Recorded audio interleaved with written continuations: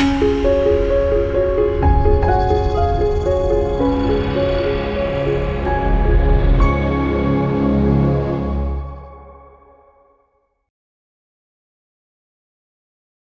మాతరం. నేను మీ journalist Navata. Welcome to our voice. కర్ణాటకలోని కాంగ్రెస్ ప్రభుత్వంపై ఫోన్ ట్యాపింగ్ ఆరోపణలు ఆ రాష్ట్ర శాసనసభలో దుమారం రేపాయి. సీఎం సిద్ధరామయ్య ప్రభుత్వం గవర్నర్ ఫోన్ను ట్యాప్ చేసిందని, ఆయనపై నిఘా పెట్టిందని విపక్ష బీజేపీ ఆరోపించింది. కాంగ్రెస్ ది ట్యాపింగ్ సర్కార్ అని విమర్శించింది.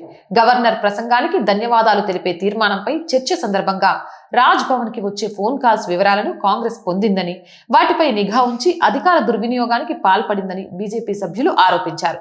కేంద్రం నుంచి ఫోన్ల ద్వారా వచ్చే ఆదేశాలకు అనుగుణంగా గవర్నర్ తావర్చంద్ గెహ్లాట్ వ్యవహరిస్తున్నారంటూ న్యాయశాఖ మంత్రి హెచ్కే పాటిల్ చేసిన ఆరోపణలు సభలో గొడవకు దారితీశాయి.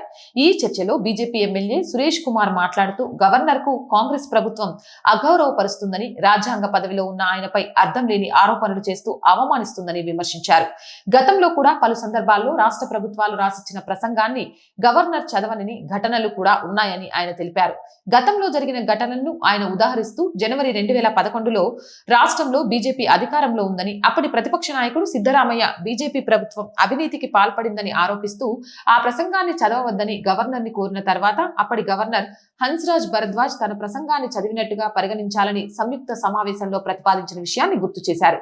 దానికి మంత్రి హెచ్కే పాటిల్ స్పందిస్తూ ప్రస్తుత గవర్నర్ మాత్రం ఢిల్లీ నుంచి ఫోన్ కాల్స్ ద్వారా వచ్చే ఆదేశాలకు అనుగుణంగా పనిచేస్తున్నారని ఆరోపించారు.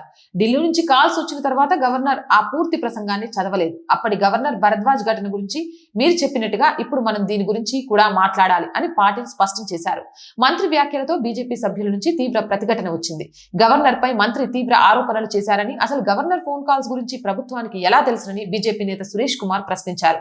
గవర్నర్ కు ఢిల్లీ నుంచి వచ్చే ఫోన్ కాల్స్ గురించి తెలుసుకోవడానికి ప్రభుత్వం ఫోన్ ట్యాపింగ్ కి పాల్పడిందా అని ఆయన నిలదీశారు. పాటిల్ చేసిన ప్రకటన వారు చేసిన తప్పుడు పనిని ఒప్పుకున్నట్టేనని, 2 సార్లు దీనిపై మంత్రి సభలో ప్రకటనలు చేశారని, దీనిని ఎలా సహించాలి అంటూ ఫోన్ ట్యాపింగ్ జరిగిందా లేదా అని సునీల్ కుమార్ ప్రశ్నించారు. మంత్రి పాటిల్ చేసిన ప్రకటనను సమర్థించిన ఐటీ శాఖ మంత్రి ప్రియాంక ఖర్గే మాట్లాడుతూ కేంద్రం చేతిలో గవర్నర్ కేవలం తోలుబొమ్మలా వ్యవహరిస్తున్నారని మాత్రమే ఆరోపించారని తెలిపారు. అయితే దీనిని బీజేపీ నేతలు విభేదిస్తూ లోక్ భవన్ పై సిద్ధరామయ్య ప్రభుత్వం నిఘా ఉంచిందన్న తీవ్ర అనుమానాలను మంత్రి ప్రకటనలు కలిగిస్తున్నాయని పేర్కొన్నారు.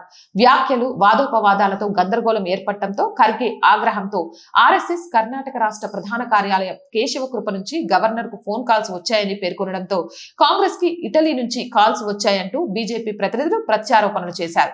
శాసనసభ విపక్ష నేత ఆర్ అశోక సహా సురేష్ కుమార్, సునీల్ కుమార్ ను సిద్ధరామయ్య ప్రభుత్వం ఫోన్ ట్యాపింగ్ కి పాల్పడిందంటూ తమ ఆరోపణలను కొనసాగించారు. తాను గత వారం ఆరోపణలు చేసినప్పుడు దానిపై అటు గవర్నర్ నుంచి కానీ అటు హోంమంత్రిత్వ శాఖ నుంచి కానీ ఎందుకు వివరణ రాలేదని మంత్రి పాటిల్ ప్రశ్నించారు. ఢిల్లీలో హోంమంత్రిత్వ శాఖ ఏం చేస్తుంది? గవర్నర్ హోంమంత్రిత్వ శాఖ మధ్య ఎలాంటి సంభాషణలు చోటు చేసుకోలేదని, కనీసం ఒక్క ప్రకటన కూడా ఎందుకు విడుదల చేయలేదు అని ఆయన ప్రశ్నించారు.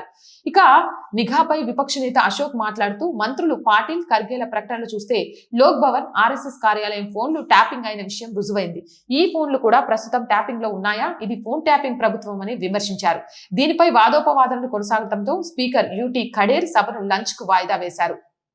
ఈ నెల 22న ఉభయ సభలను ఉద్దేశించి ప్రసంగించాల్సిన సమయంలో గవర్నర్ గెహ్లాట్ ప్రభుత్వం ఆమోదించి ఇచ్చిన ప్రసంగాన్ని చదవకుండా 3 వ్యాఖ్యల్లో ప్రసంగాన్ని ముగించడం తీవ్ర వివాదానికి దారితీసింది.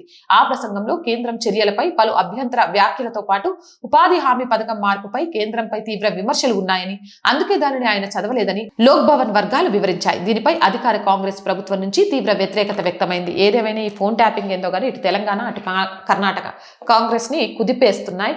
చూడాలి మరి ఈ వ్యవహారం ఎక్కడి దాకా వెళ్తుంది అనేది. మీరేమంటారు? మీ అభిప్రాయం ఏంటి అనేది కామెంట్ సెక్షన్ లో తెలియజేయండి. అండ్ మోర్ వీడియోస్ కోసం R voice group of channels, R voice, R political, R Sanskriti channels ని వెంటనే సబ్స్క్రైబ్ చేయండి.